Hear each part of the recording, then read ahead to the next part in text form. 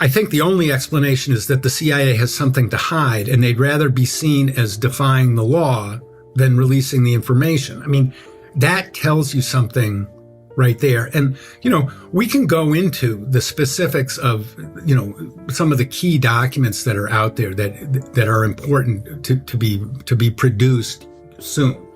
But until that happens, we can't be sure that it's going to happen. When Tucker Carlson sat across from journalist Jefferson Morley, he likely expected to hear a familiar narrative about bureaucratic foot-dragging and political indecision. What he got instead was something far more disturbing: a blunt declaration that powerful government institutions would rather be viewed as lawbreakers than truth-tellers. Morley, with decades of experience studying the Kennedy assassination, didn't speak in speculative terms. He laid out an evidence-backed case for institutional obstruction, describing how the CIA has spent over 6 decades preventing full public knowledge of what happened on November 22, 1963.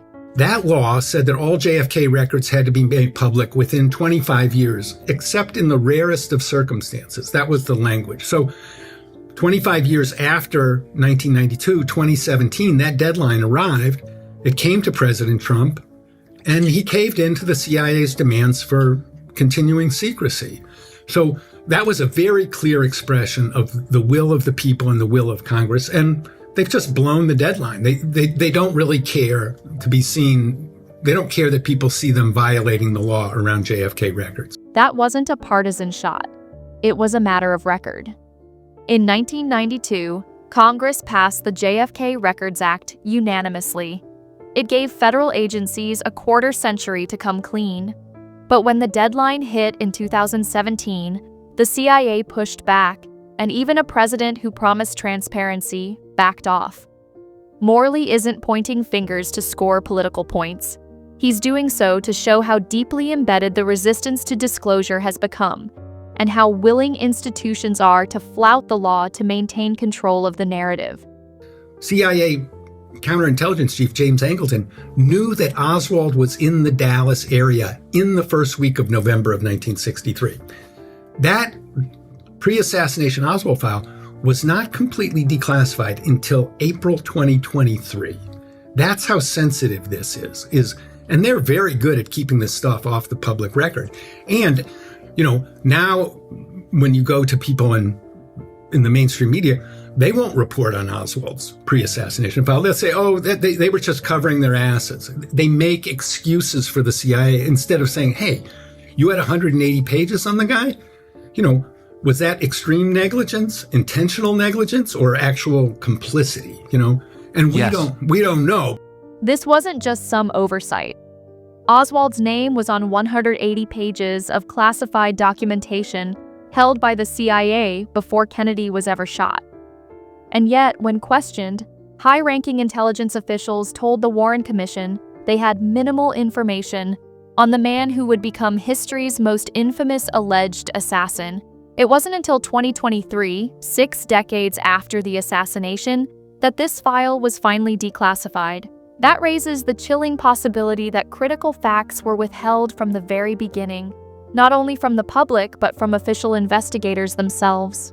One of the things that's withheld and is in the JFK collection right now is the testimony of James Angleton in 1975 to the Church Committee about the Israeli nuclear program. This is a 113-page document, and it's heavily redacted to this day. And the redactions clearly pertain to Israel. Now, is this an assassination-related document? Absolutely. The Assassination Records Review Board said this is an assassination-related document. It meets the statutory definition. Okay? If the president and this effort are serious, that testimony will be declassified because Angleton controlled the Oswald file on the one hand, and he was a contact with the Israelis on the other. So it belongs in the public record. When Carlson hears this, he seems stunned. Why would testimony about Israel's nuclear ambitions be buried inside assassination-related records? The answer might lie in overlapping agendas, where geopolitical secrets, intelligence loyalties, and the assassination narrative collided. Angleton was at the center of both the Oswald surveillance and sensitive foreign intelligence dealings. Morley says the link is more than just interesting. It's essential to understanding the whole picture. But unless that document is released, the public remains in the dark. There's a JFK archive in there. He had seen it. He had talked to the people, to the woman who ran it, who controlled access to it. He saw what was on the shelves there. So, that guy, it was risky for him to talk to me. And it took a long time for me to convince him to come forward. And he only came forward after a couple of years when he realized nothing was happening. There was no prospect of the CIA coming clean. So that's important. I'll tell you something else that's good about President Trump's order. I think it makes it easier for any whistleblowers to come forward. Morley also lifts the veil on a secret CIA facility in Northern Virginia, where he claims a JFK archive exists, one that remains off limits to the public. The whistleblower who disclosed this did so reluctantly, after years of silence. What finally pushed him forward was a feeling that nothing would ever change unless someone spoke up. And even then, the threat of legal retaliation loomed. These files aren't theoretical. They're real, cataloged, and carefully guarded out of reach even after all these years. So this was actually a concrete expression of that impulse. We need to do something about an agency that's out of control. Arthur Schlesinger writes up his thoughts. He's got a security clearance, does a very careful study of CIA operations. In that memo to Kennedy, there is still almost an entire page redacted. Okay? So the CIA is censoring criticism of itself by the White House. And we're not allowed to see that 61 years later. So Schlesinger's memo, it's not about the events that happened in Dallas. It's about the alienation of Kennedy and the CIA. That's a very basic test. If we don't get that document, the whole thing's a joke. A president's private frustration with his intelligence apparatus shouldn't still be a national secret. Schlesinger's memo offered Kennedy's inner circle view of the CIA as an agency spiraling out of control. And yet that memo, written more than 6 decades ago, remains partially hidden. If a White House critique of its own agency is still redacted in 2025, what does that tell us about how far the intelligence community will go to protect itself? Not the country, but itself.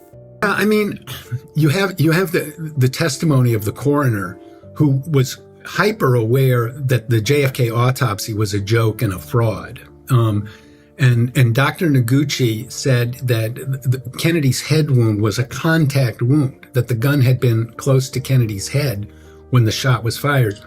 Well, Sirhan was never that close to RFK. So that alone is kind of indisputable factual evidence of a deficiency at a minimum in the official story. So also I think, in the long, and I'm not an expert on RFK's assassination, but when you see how CIA assassination operations worked and the kind of techniques that they used, you can't rule out that Sirhan was under some kind of, mind control program. Carlson's disbelief mounts as Morley draws a parallel to the assassination of Robert F. Kennedy. Dr. Noguchi's forensic testimony flatly contradicted the official version of how Bobby was killed. Combine that with known CIA experimentation in mind control, and even the most skeptical observer has to pause. Whether or not those techniques were used, the possibility alone demands full transparency. The question isn't whether these documents matter, it's why they're still being hidden. There are no real national security concerns in this material, except for the fact that the assassination of a president is a national security concern, right?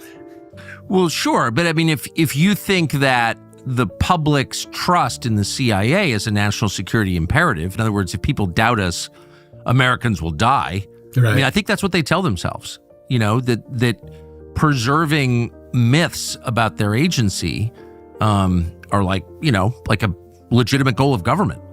Carlson's reaction throughout the interview wasn't just shock. It was disbelief that these kinds of revelations haven't become a national scandal. Morley laid out a picture of lies, suppression, secret facilities, and redacted truths that challenge everything Americans have been told about the Kennedy assassination. The records exist, the deadlines are long past, and the silence of powerful agencies continues to echo across generations.